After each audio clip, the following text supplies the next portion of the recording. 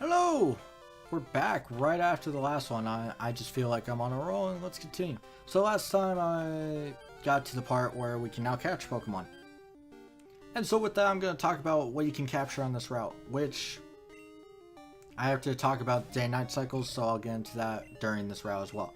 So on this route you have your normal garbage, Rattata being one of them. You have Pidgey, you have Sentret, and you have a new flying type Hoo-Hoo. So I'm going to talk about the one on screen first because it just appeared. Pure normal type evolves decently early, but in this game it's kind of in the mid-ground because of the levels, which I'll get more into. It's very TM compatible, it's fast, it doesn't hit that hard, but it's not the worst team member out there. But it's not that valuable. I wouldn't recommend it. It kind of is just there. If you're a fan of Raticate somehow, then you can get one, I guess. The next one, I'll go over the Kanto ones first. Pidgey, which we saw in the last game, I was not a fan of. I'm still not a big fan of, but it's less annoying to use in this one, though it evolves extremely late in comparison to some of the other Pokemon. And don't let evolving late Pokemon put you off from it. You'll see me later use a Pokemon that evolves extremely late and is really weak, but I think it's worth it. So, I just get that out of the way. So, Pidgey is a flying normal type for some reason. But, nothing's really say different from Red Blue, except that it does come with Tackle instead of Gust like it used to. And Gust is now a flying type move, which it learns at level 9. So, just be wary of that. It doesn't start with Gust. It also gets a flying move relatively early, so it's somewhat usable. I think there are way better flying types out there. So, yeah, pick your poison, I guess. Sentret, which we haven't seen at all because I am playing in the night. I will be playing in the day hopefully tomorrow, which I doubt this will be exactly tomorrow, but I'll try and play in the day. We will be going up there. I just want to talk to some people, I guess. We're just going to battle something real quick so I can get through these. Hoo-Hoo is a flying normal type. It's more specially oriented than Pidgey. Right here, it's more bulky, I guess, and it learns Hypnosis, which is kind of cool. And overall, it's kind of in the same class of just being not that worth it, in my opinion. It's not that great. So, yeah. And this is a nighttime exclusive Pokemon. You have to be at night to see this on this route. Just want to say that. And then this one is a crystal exclusive Pokemon, Hoppip, which is a grass flying type, which is a really weird type. It evolves decently early, I guess. It depends on your point of view on that.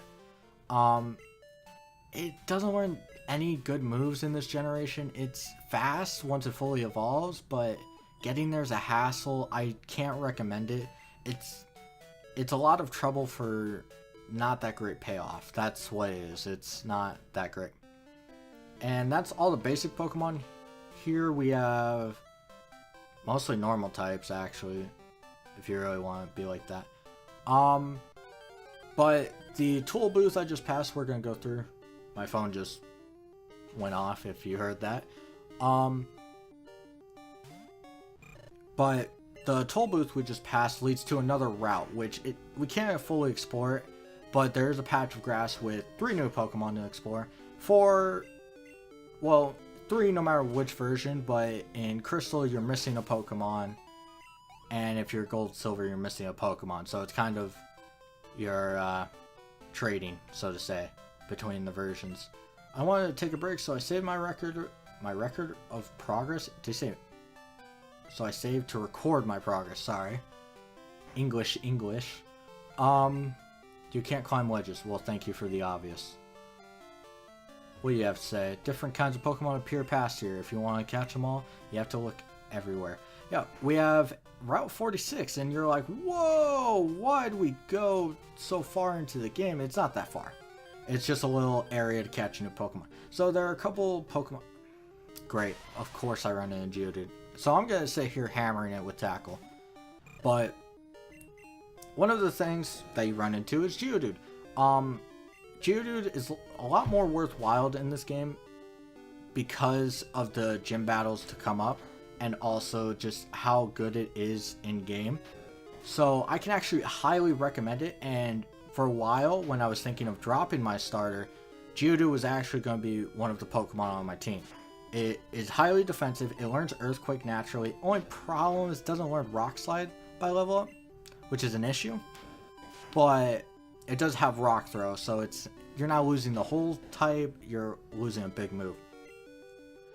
Though, a warning, at level 25 evolves to Graveler, and then to evolve it into Golem, you need to trade it. So if you can't trade, still a decent Pokemon. I'd recommend Graveler anyway. Just know you're not getting it to its full potential. And it's also very irritating for Cyndaquil to kill it.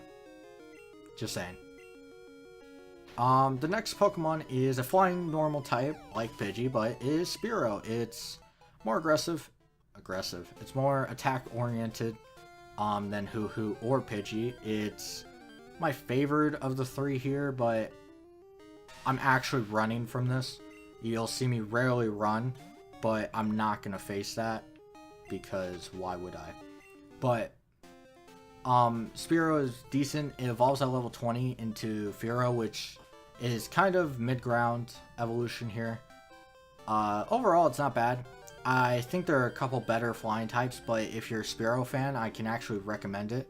It does decently well in this game, and overall, it's not a bad Pokemon, so don't think it's bad.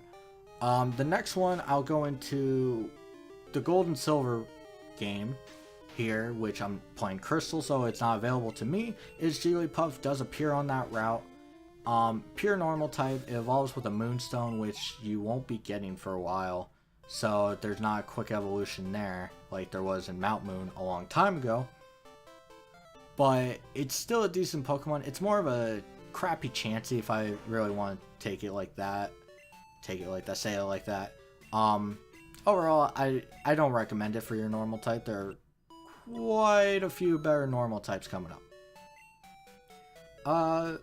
And then the Crystal exclusive, which is only available in the morning, by the way, is a pure ground type Phanpy, which evolves into Donphan. Phanpy, I'm trying to find a battle for me to talk through, but Donphan is incredibly strong. Phanpy, though, is a little weak, but unlike Hoppip, which I was talking about, is not worth the payoff. In my opinion, Donphan is. For a while, just like Geodude, I was thinking of using this. So it does have many valuable traits. It's very defensive. It learns Earthquake really late, but it still hits hard, and that's what makes it good. So if you have time in the morning and you're playing Crystal, I'd recommend it. It's a fun team member too. Even though it's a little hard early on, it becomes easier. It's training at its finest. So besides that, we're done with that route. We are now on Route 30, which has plenty of new Pokemon. I'm just going to run my voice off a mountain and kill it, because there are a lot of things to do. But we have a bunch of bugs and a Zubat. Thank you for proving me wrong. But I'm going to start with Zubat since it showed up. Zubat gained a new evolution by Happiness in this generation, Crobat, which doesn't make it useful. A little bit more, but not that much more. It doesn't have the moves to really back up its new evolution. Don't get me wrong, it's way better than it was in Gen 1. But here, Crobat kind of suffers, and Zubat is pitifully weak early on anyway. It's not that great.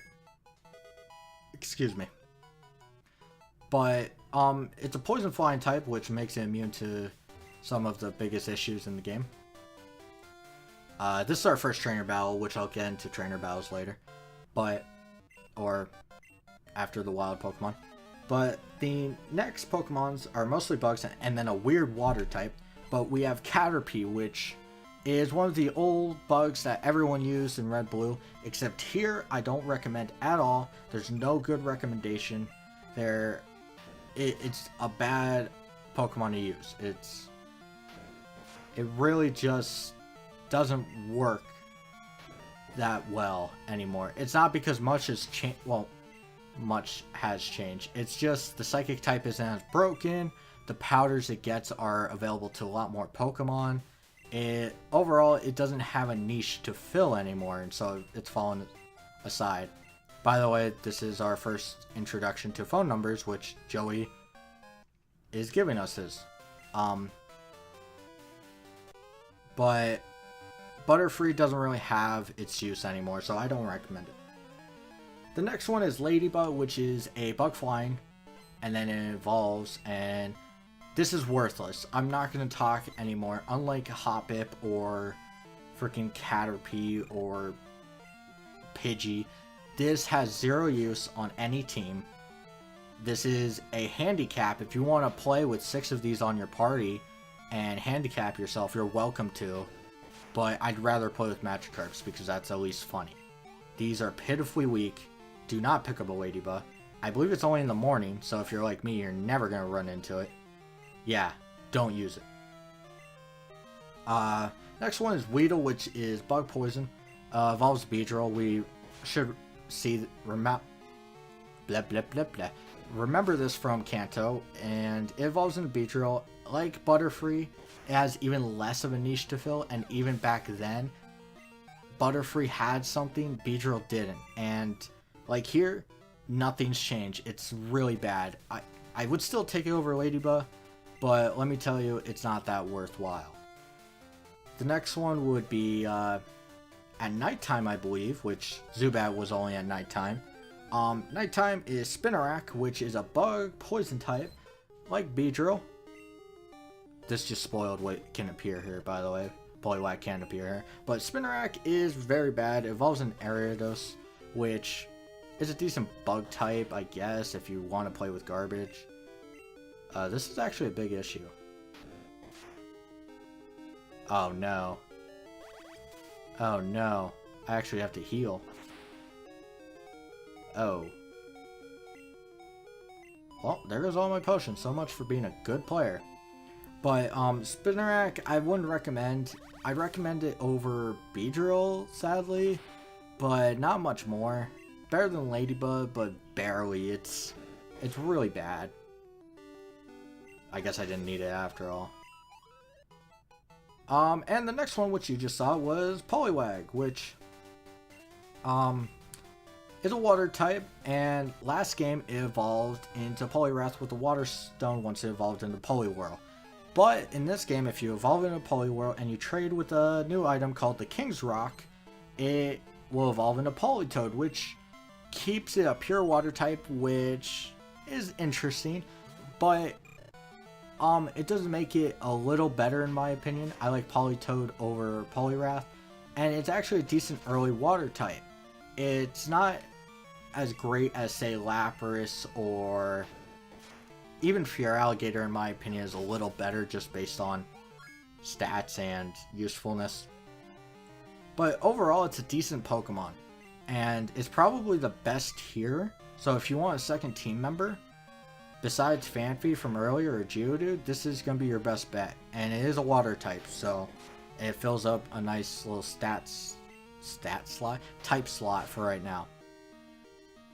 And I believe that's all the Pokemon on this route, and I think we finished the last trainer on this route.